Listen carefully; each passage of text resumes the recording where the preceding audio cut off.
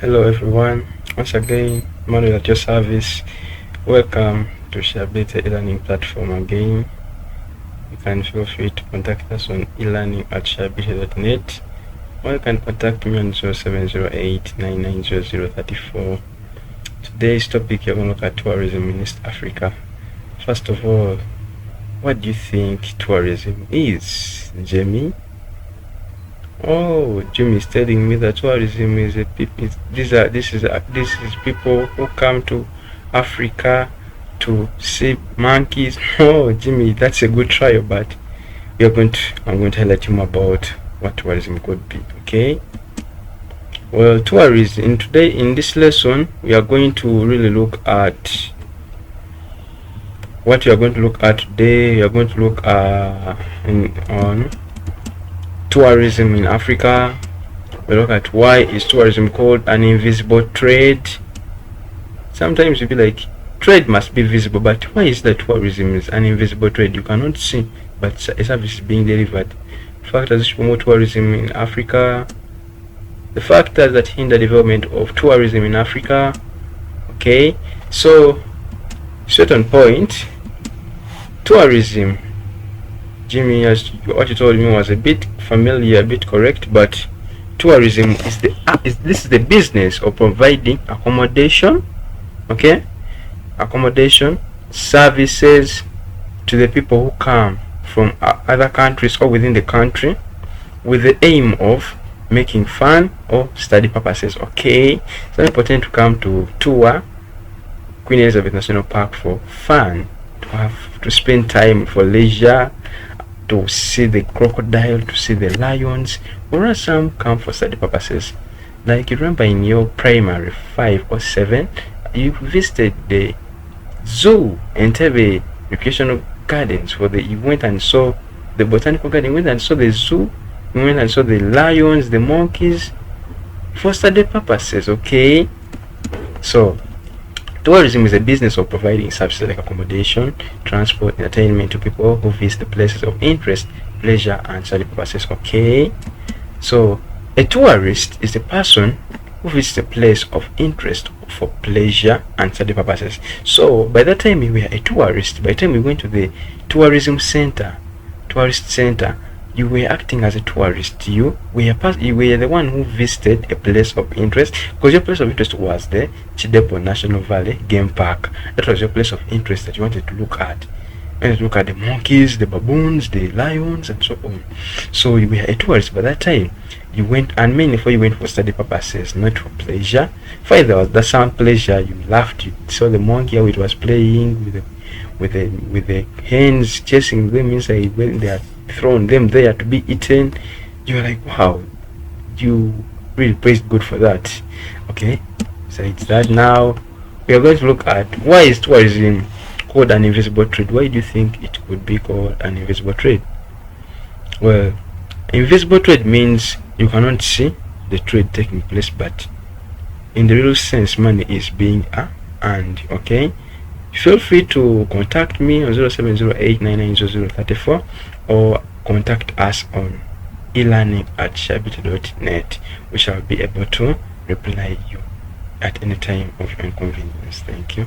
So tourism is regarded as an industry because it earns income to the government. That's one. Okay, it is also regarded as an invisible trade because it does not involve physical exchange of goods, but income is earned. You cannot see that I'm exchanging a book for a pen, that I'm trading, I'm exchanging money for a pen, but in the real sense you go and pay for the service. The service is you looking at the lions, sitting there, going out for accommodation, sleeping there. Those are the services, but money is earned in the real sense. That's why it's called an invisible trade. It doesn't require physical exchange of materials, like exchanging a vehicle for a cat. No. Okay, so why is now another subtopic is why is tourism called an invisible export? Or that exports are things which we take outside, we sell outside. Okay, So tourism is a source of foreign exchange. Foreign exchange refers to the foreign money which people from USA, Canada, Nigeria, come into visit Uganda to have fun, to look at the monkeys, to look at the gorillas, the lions in the Kidepo Valley National Game Park. So once they come, they bring their foreign money. Remember, in US there is dollars, for us to use Uganda shillings. So once we bring the other dollars, we exchange, that's the foreign exchange, and that foreign exchange is earned, is got and exchanged into Uganda currencies, and later invested into other sectors of the economy. Okay, examples of invisible exports, things that we take outside. Okay, we have hydroelectricity. You cannot see hydroelectricity, but you see electric poles. It's invisible. Tourism, skilled labor,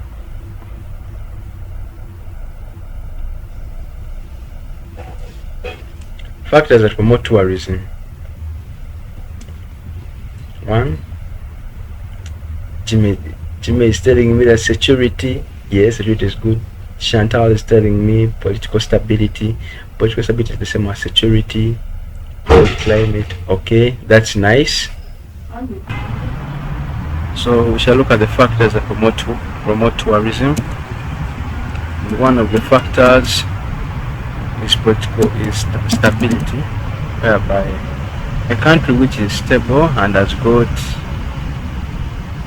political stability like peace has more tourists attract. Good transport system, good accommodation facilities like good hostels, good hotels, with good bedrooms, with good amenities like electricity, power, and so on. Have a bit of tourist attraction like the gorillas, mountains, waterfalls also attract tourists to the tourist centers. Publicity, whereby people welcome and love, attracts more of the tourists to come globally from the world to the country. Good government policies on tourism. This is whereby the government reduces the tax, which taxes the tourists who come to view tourists and tourist attractions. So next we shall look at the factors that hinder development of tourism in Africa. First of all, political instability whereby there are wars. Don't expect people to come where wars are taking place.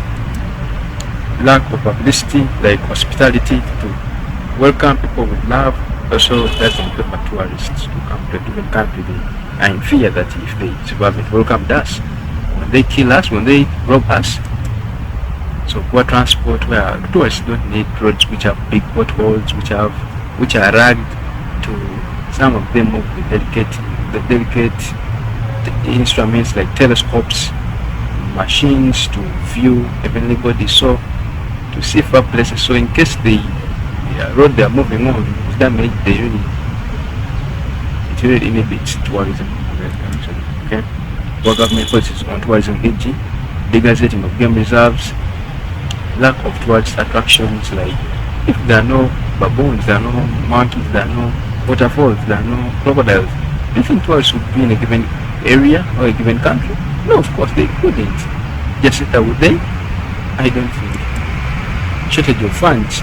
So shortage of funds, like establish game reserves to feed the game animals, also results into reduction toward tourist attractions in the given center.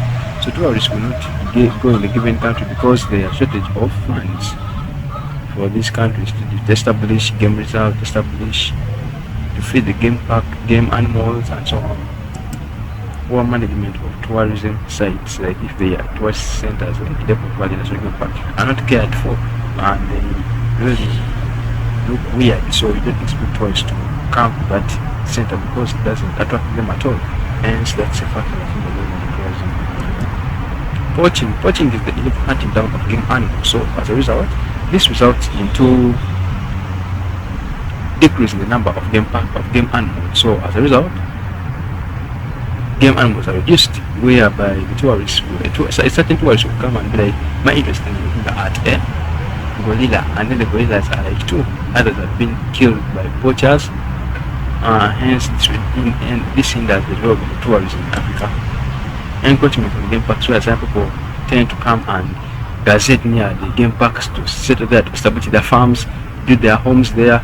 So this one tends to inhibit tourism in Africa because Such people tend to do dubious activities like robbing tourists, stealing their items, valuable items. So this involves normally tourism in Africa.